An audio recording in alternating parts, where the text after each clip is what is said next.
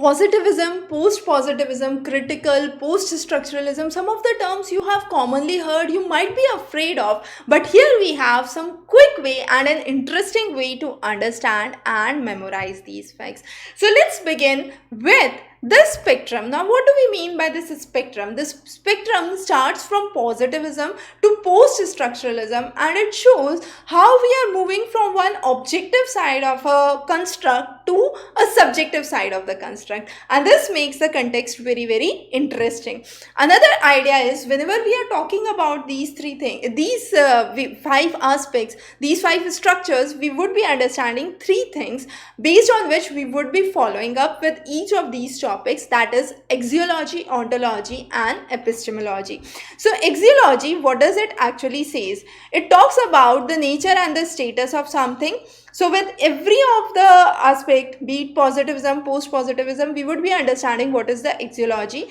We would be understanding what is the ontology, that is what is really real, what is the actual thing that we need to understand. And finally, the epistemology of all of these, which says what is the study of knowledge. Okay, so whatever is included under this would be the study of knowledge.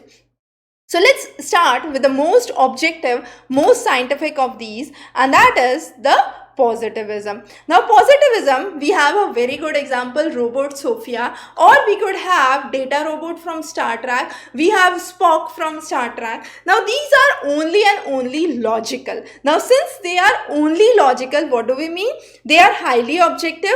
Absolute truth is to be discovered with those. There is a generalizability that could be seen, and they could be replicated. There could be another robot like Sophia that could be created, and it is much more scientific. The things that are coming out from Sophia are much more scientific, much more objective, and they do not have any emotional biasness, we could simply say. So whenever we are using positivism, it's mainly with mathematics, biology, sciences that we talk about a positivist approach. Again, let's take all of these studies with two examples. One is the case study of a city, Delhi, and the other is the case study of COVID-19 or coronavirus as of now. So let's talk about Delhi in this scenario. So what we talk about Delhi is, we find the climate, the population, the demography, the history of Delhi, and that's what we represent. So any town that I take, I find out the history, demography of that, and it is a kind of complete picture that could be explained. So that is what is positivism in this. However, let's take another example of coronavirus or COVID-19. We have the frontliners who are doing their duties. So what is the aspect that we understand here? We find out the data, we have the applied science there, and we do a kind of country-wise analysis, let's say, or a state-wise analysis, and then understand the impact of COVID-19. So that is a positivist approach.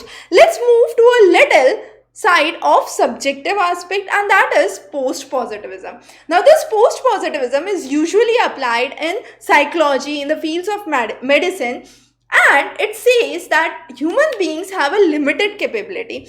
Researchers are not perfect. So let's take an example of Akbar, Chandragupta Maurya. So what they used to do, Akbar used to listen to Birbal. So there are reasoning that is coming into account, and there is ideas from others that are being incorporated, and then finally Akbar would decide whether this is a apt way of doing it or not, and this is the right way of proceeding or not. So again, the two examples of Delhi and coronavirus. So in the Delhi example, we would say Delhi is sprawling, the city is growing, but it's easy to explain that the city is growing, but still I'm not able to give a complete picture of it. So we would have to explain what is not there. So what is not there would be excluded, and the remaining would make it the part of the city. So that is an example with this. The next example is with coronavirus. So again here we have the frontliners. We would get feedback from everyone, and then we would define one path that would be adopted by all frontliners, that is using PPE, using mask, using gloves. Then there would be guidelines for isolation, guidelines for quarantine. So that is one specific path that has been propounded for all the frontliners. So that is post-positivism. Let's move to further subjective aspect, and that is constructivism.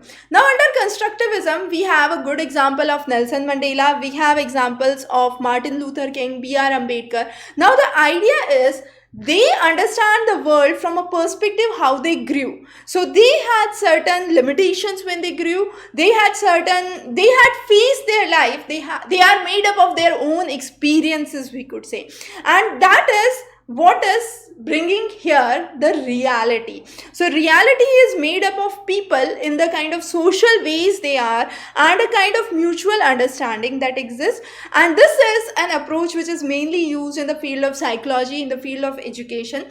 Now anything in the world cannot be expressed in the ways of black and white. There has to be the shade of grays, and that is what constructivism tells us. So let's take again the two same examples of Delhi and coronavirus. So in the example of Delhi, we say Delhi is a kind of cultural hub. You have lots of human activity and a multiple community that exists there. So that is what is a example where we are talking about kind of local communities being present there, and that is constructivist approach. So it's much more subjective. The next is again the example of coronavirus, COVID-19. So here in the previous example of post-positivism, we said there should be one model which would be applicable to all frontliners.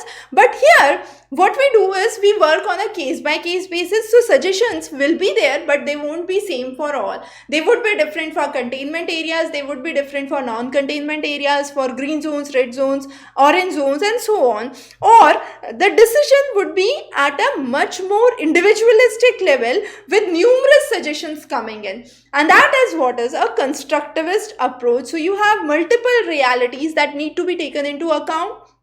A reality of a rural area, tribal area would be much different from an urban area. So that is where we understand the constructivist approach. The next approach that we understand is a critical approach. Now Chanakya is one of the good examples to understand the critical approach. It has been widely applied in the fields of sociology, political science, and it is believed that reality is actually a product of the power relations that exist, and therefore it is important that the social relations, the knowledge that is there, includes a transformative version. So what was the idea with Chanakya? Chanakya was basically considered as a transformative person and a kind of revolutionary person. Now the same examples of Delhi and COVID-19 again. So let's say in the example of Delhi, we say Delhi is a seat of power, but there is inequality between rich and poor, and the power pushing is there, which is finally governing who would have the seat for Delhi. However, when it comes to the case of coronavirus COVID-19, what we say is definitely frontliners are doing a good job, but there need to be a reformation that should be there. So there might be complete use of AI or machine learning that could be there, and rather than human beings taking the temperature or using thermal guns, there could be robots who could use the thermal guns, and therefore we could reduce the number of COVID cases in the frontliners. And that is a kind of critical approach. You analyze it very, very critically, and you have a totally transformative approach. It's totally different from what is existing there. So there has to be a kind of critique of what is there, and that critique is these frontliners, whatever burden can be reduced on them so that their exposure could be reduced is the key idea. Again, the same thing was with the example of Delhi that we discussed. And the last example that we understand is a post-structuralism. Now, post-structuralism is usually in the literary studies, in the gender studies, where we say stories what we tell. So everyone is made up, his or her life is made up of stories. So it's a kind of life is a product of discourse, and each individual has certain stories to tell, and those stories make up the world. A good example is Rabindranath Tagore's Shanti Niketan, where you have individualistic story. You have individualistic scholars who excelled from Shanti Niketan. Similarly, you have John Dewey's theory, where education is different for all, and he gave the idea of progressive education. Now let's talk about the same two examples of Delhi and COVID-19. So under Delhi, we would say Delhi city is not a stable construct. It has evolved over the time. It has been constructed and destructed numerous times, and it is what is to individual. So for a person living in the core of Delhi, Delhi could be something very different. For a person living in the periphery of Delhi, Delhi could be very different. For a slum dweller versus a millionaire, Delhi could be very different.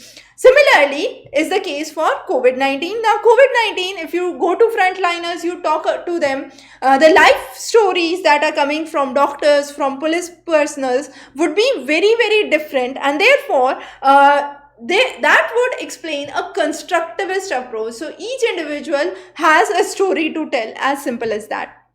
Now we talk about discursive. Now what is discursive? Discursive helps you to explore the construction of meanings that are there in the process of interaction that we takes place. So any kind of interaction that is taking place, we are trying to construct meaning to something, and that is a kind of discursive approach.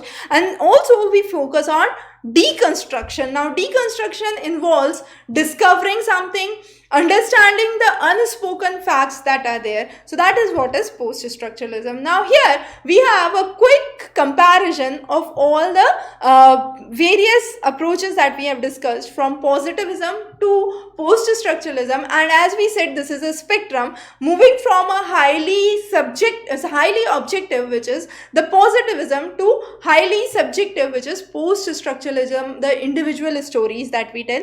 So under positivism, simply I can say there is one knowledge, one truth, one reality. Under the middle one, the constructivism, we have multiple realities, as we saw. And post-structuralism tries to give meaning to something meaningless, some individual stories which were usually considered as meaningless. So under a positivist approach, we have knowledge that could be measured. Since it's scientific, since it's objective, since it's unbiased, we could have the knowledge that could be measured. Under a constructivist approach, we are trying to interpret the reality, because there are multiple realities coming in.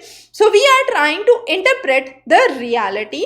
And finally, with a post-structural approach, the idea is it is a kind of contextual and a kind of unstable approach that is there. So those were some of the key aspects that we have discussed in this lecture. We would be coming up with many more interesting concepts in research. Stay tuned. Have a wonderful day.